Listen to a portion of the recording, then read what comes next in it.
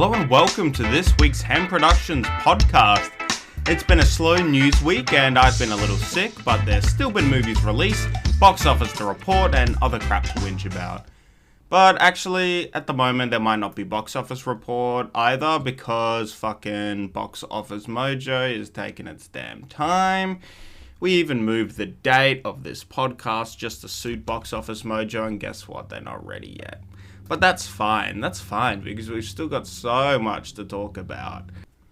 On the news beat this week, I'll discuss Skydance moving closer to buying Warner Brothers, a couple of movies picking up steam in development, and a trailer for a short film before the new SpongeBob movie.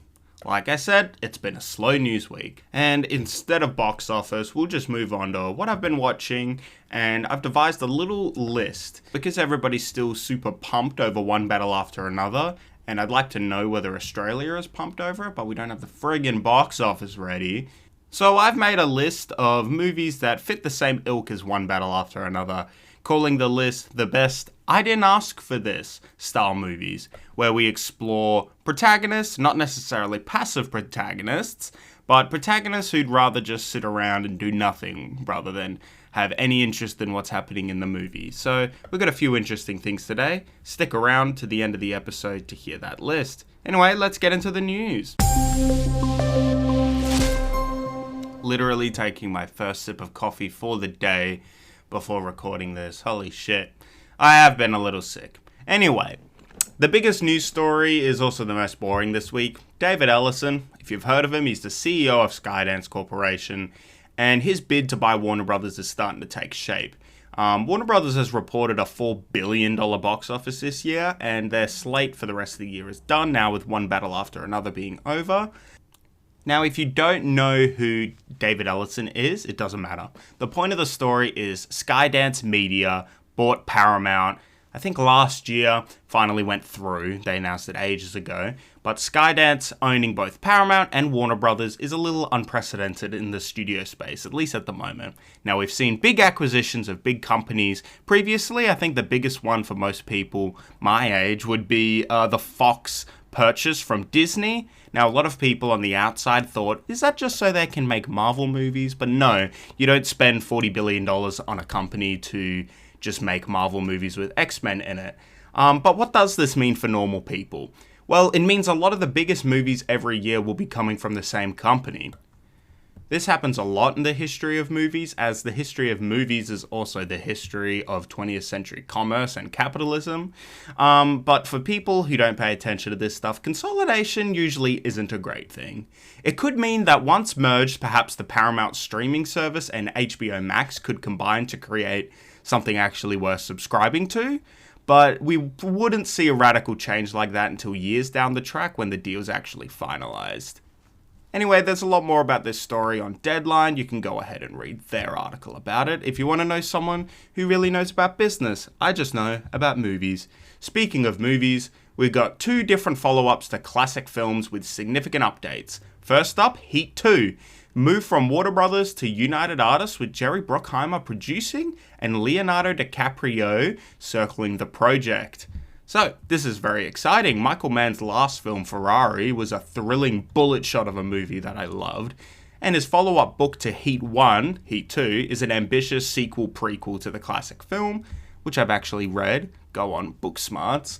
Having DiCaprio attached to a project can mean miracles. We've seen One Battle After Another get made, we've seen Killers of the Flower Moon get made. Usually if he attaches himself to a project, that movie is going to get made. So hopefully the legendary director gets a shot at making the follow-up, which he's attached to direct. But as we know, with movies, I don't trust anything until shooting has actually started. Speaking of legends, DiCaprio and pushing boulders up hills, Scorsese has announced his latest movie. So he's been rumored to direct several projects, including a Frank Sinatra biopic, making another movie about Jesus. Instead, he's directing an adaptation of What Happens at Night, a 2023 ghost story by Peter Cameron. This film will star none other than Leonardo DiCaprio and Jennifer Lawrence in the starring roles. It follows an American couple who travel to Europe to adopt a baby, However, upon checking into their hotel, where nothing is as it seems, they face increasingly baffling obstacles that prevent them from claiming the baby from the orphanage. So this sounds quite good. I think I'll try and read this little ghost story. I think it might be a short story. If not, then I've promised to a lot of bullshit for a podcast no one listens to. Finally, the news we actually give a shit about, the Street Fighter movie, has had a little bit of an update. Singer Orville Peck, who's in the film playing Vega, has announced he's wrapped filming. In his Instagram post, he confirms the October release date for next year, and thanks the passionate work of the cast and crew. So if you haven't heard that they're developing another Street Fighter movie, this isn't surprising. Super Mario Bros. And the Minecraft movie both made gazillion dollars, and so we're going to start seeing lots more movie adaptations coming. Warner Brothers has Mortal Kombat 2 coming out next year. Elden Ring has been announced to have a movie in development at A24.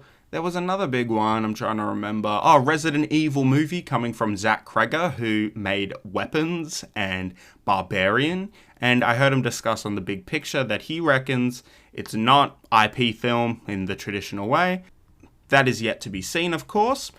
Back to Street Fighter, the movie was filmed in Australia, which is mostly why I brought it up today. I'll definitely go see it. The director is Kataya Sakurai, whose only credit today is Bad Trip, which is an Eric Andre drug road trip movie on Netflix, which I haven't seen, but I've heard good things about. We'll have to see how this turns out. I think it might be a big fiery bag of poop. Now that we've discussed that irrelevant crap no one cares about, Paramount released a trailer for a new Ninja Turtles movie. The follow-up to Mutant Mayhem? No, it's actually a trailer for a short film that'll play before their latest SpongeBob movie. Now, you can go look at the trailer, it's pretty funny, but I was a little bummed it wasn't a trailer for the new movie, which has now been delayed to 2027. But at least we will be getting a little tease at the start of the SpongeBob movie, Search for SquarePants. Now, they've been making a lot of SpongeBob movies lately. I've watched a lot of them with my nephew, and also because I'm marrying friggin' Kating, and they're pretty good.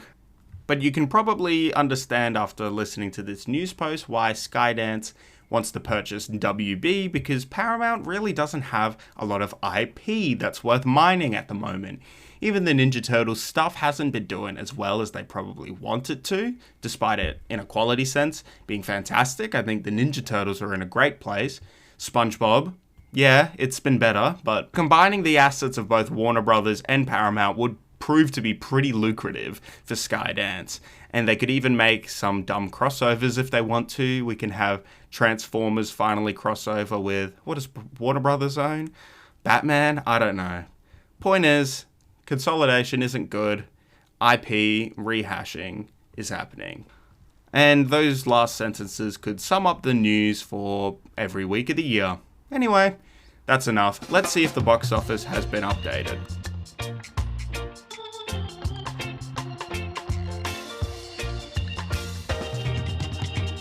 What a surprise! It hasn't been updated as of 11:53, 9th of the 10th, 2025. It hasn't been updated. I've waited. I'm finishing the pod. Anyway, I'll do both of them next week. I was looking forward to seeing it this week because one battle after another has been so prevalent in online movie culture. Most of my movie nerd friends have gone and seen it, but all of us have been reporting pretty low numbers when we go to see it. I know that's hardly a metric at all, but both times I went to go see it, it was an empty theater. I'm seeing it a third time with my mum and dad because I'm just that kind of kid who drags their parents to quality cinema. But my friend went and saw it in a packed cinema. Otherwise, I really haven't heard many people talk about it. I ask everyone I've met because, yes, I'm that person. Have you seen one battle after another? And I hear a no. And I tell them this is the great living American auteur making another film and you should go see it.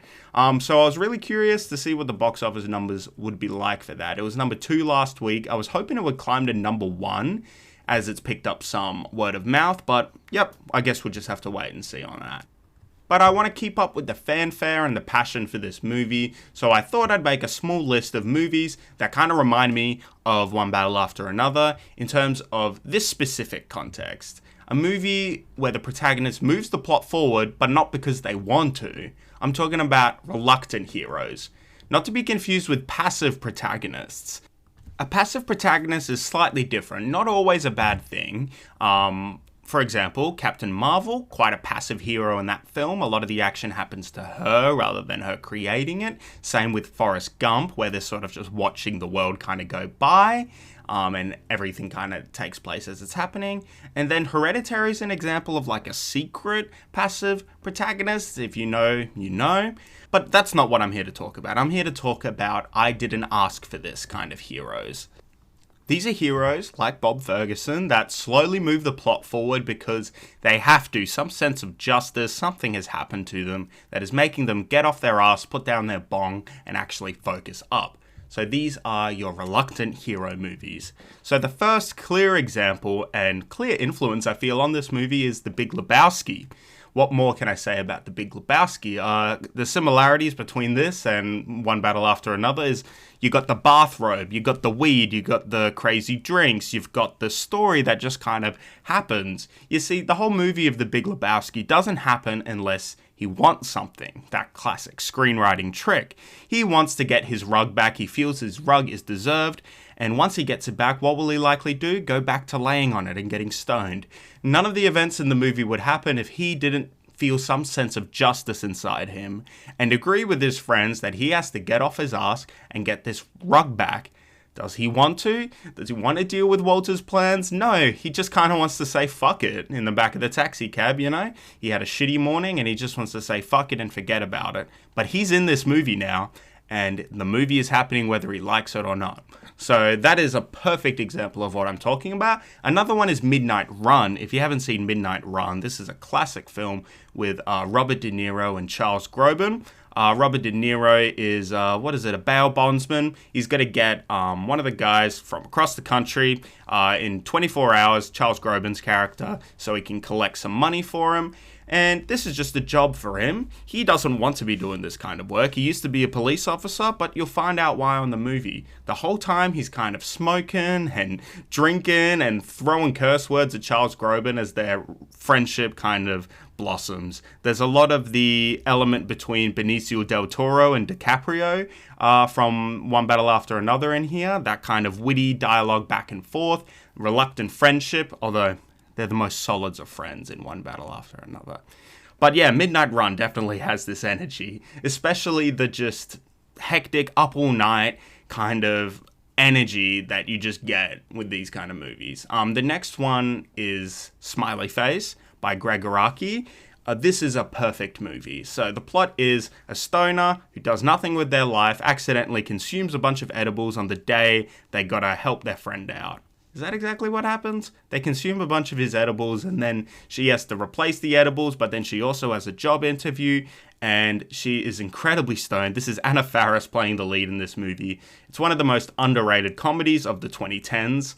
It came out in the 2000s, actually. Let's just say the century. Smiley Face. This is a movie where shit happens to the character, not because they want it to, but because that's just the situation they're in. It's hilarious. The whole movie is filmed in such a way that it makes you feel stoned just watching it. Very crazy, very good movie. Next on the list, I put Butch Cassidy and the Sundance Kid, which some would say, what the fuck are you talking about? Do these characters want to sit around and get high all day? No, they want to rob banks. But do they want to deal with all these police chasing after them? No, it was meant to be a simple heist, and now they've got the biggest of plans and just have to keep running and keep running and keep running. And anytime a cop catches up with them and they gotta move, it looks like the most saddest thing in the world. And that really defines these movies. Like, how upset would the characters be that they gotta get off their ass and go? How upset is the dude that he's gonna get up off the floor and actually go talk to someone instead of getting to sit around? It's the same here in Butch Cassidy, so I've included it on the list. Same for Wild at Heart, which Wild at Heart's a crazy movie, but at its core, the two characters really just want to be together. They want to dance to music, they want to have crazy sex, and they want to show their individual personality with their snakeskin jacket. So Nicolas Cage in this movie stars as the lead with Laura Dern, directed by my fave, David Lynch. And it's a brilliant movie that has that same kind of road energy of Midnight Run, One Battle After Another I've talked about. Less of that reluctant protagonist, because he is a real hero when he wants to be, especially by the end of the film. But that's definitely in the conversation. Next up, Bedazzled. So this is a classic Harold Ramis film. It's a remake starring Brendan Fraser, and it got really terrible reviews, but I fucking love this movie. So it's a movie where the devil has given him, I'm pretty sure, like 7 wishes. Yep, 7 wishes to get the girl of his dreams. So he wants to be the president of the United States, or he wants to be a super sensitive, caring guy, or he wants to be a rich, powerful man. But of course, the devil puts a little twist on all of these. Now, if you haven't seen this movie and you love Brendan Fraser, you're doing a disservice to yourself. Go and watch it. It's crazy, it's hilarious, you could call it terrible. I actually think it's pretty fantastic. This protagonist is reluctant to do anything at all until the devil, of course, being a hot lady in a red dress, pushes him to want more. And this is the little part that gets our reluctant hero off his ass, stops worrying, and just starts making some wishes and seeing where things goes. It's a brilliant film and deserves a place on this list, especially next to masterpieces like Midnight Run and Butch Cassidy. Let's move on here. Where are we up to? Oh, I've lost it. I've just lost it, guys. I've completely lost. Okay, no, I found it. Buster Keaton, The General. Now, we're going back over 100 years with this one. I'm a huge Buster Keaton fan. And because he is such a godfather of cinema, you see his influence everywhere. Wes Anderson, Tom Cruise has his influence from all the stunt work he's done. There are little pieces of Buster Keaton in everything. And The General here is a movie where Buster signs up for the Civil War. Ignore what side he's on. And he wants to win a girl's heart, of course. That's what a lot of these movies are about. And so he wants to win a girl's heart, so he signs up for the war. And he ends up on this train. And the action scenes in this movie are on the same level of a Mad Max Fury Road, Mad Max 2, but filmed in 1920. It is like the most insane shit you've ever seen from a protagonist who really doesn't want to be at war. He just wants to help and win his girl's heart. So very funny movie. You can watch it anywhere because it's public domain. So I mentioned Mad Max. I'm of course going to mention Mad Max Fury Road and Mad Max 2. Furiosa is the protagonist of Fury Road, but the reluctant hero is Max. Tom Hardy doesn't want to be there. He's strapped as a blood bag to the front of a car, but he's not getting off that ride. It's a movie that's propulsive, has so much force, but really, does Max want to be in that situation? No, he ends up helping because that's what Max ends up doing. And it's the same in Mad Max 2, The Road Warrior. He's helping out a kid. He just wants to hang with his dog, maybe steal some gas, but reluctantly, he picks up the mantle and helps when he has to. So those are great examples there. Now, the last 2 are real stoner movies, but just hear me out. So we'll start with Clueless, one of my favorite movies ever. The protagonist in that movie is, well, it's a remake of Jane Austen's Emma, in which she's the matchmaker but never finds love. And this movie is kind of that reluctant hero energy because at first she's just sort of helping people out of her selfish kind of view of the world. Everyone has to fit like she does. Everyone has to go together with their perfect matches. But soon she realizes the error of her ways, of course, and strikes up a budding romance with her stepbrother. Yes, I'm not joking. But that movie has a lot of the vibes of One Battle After Another in terms of girly pop, relaxing weed vibes. The same can be said for the classic stoner film Dazed and Confused. Have I secretly made a stoner film list? Yes, I have. But that works for the reluctant protagonist. None of the protagonists in Dazed and Confused want to do anything but relax. But they've got these little things hanging over their head, and they've got to get them sorted out. It's a simple waiver to say, I won't smoke, I won't do drugs, I won't be stupid, and I'll be on the football team next year. It's brought up right at the start of the film, and it's brought up and brought up and brought up and brushed off and brushed off and brushed off until he eventually does what needs to be done. Classic movie, definitely in the spirit of One Battle After Another. Now, I'm not Sean Fantasy here. This isn't a syllabus. If you want to hear a syllabus of the movies to see after watching One Battle After Another, also, how many times do you think I've said that sentence in this? Take a shot every time I say One Battle After Another. But these are a bunch of movies that really reminded me of what I love about the film. Big Lebowski, of course, and Midnight Run, Smiley Face, Butch Cassidy and the Sundance Kid, Wild at Heart, Bedazzled, The General, Dazed and Confused, Clueless, and Mad Max 2, and Mad Max Fury Road. There are plenty more I could talk about that have the insane car chases or skirt the political boundaries. Eddington comes to mind when you're talking about that. But what I really loved about One Battle After Another is at the end of the day, it was just about a dad trying to get his daughter back. And guess what? He was a little bit high doing it. And I find that concept very relatable. Anyway, that's it for the Hem Productions podcast this week. I forgot to mention, I might have mentioned at the top of the show, there's a website, hemproductions.com. You can go see a landing page that has nothing on it. But until I get all my equipment sorted, there's not going to be much updates with Hem Productions. This podcast is going great and I'm enjoying doing it. So you can expect another one in your newsfeed next week. But as for now, go watch some good movies. One Battle After Another is still in cinemas.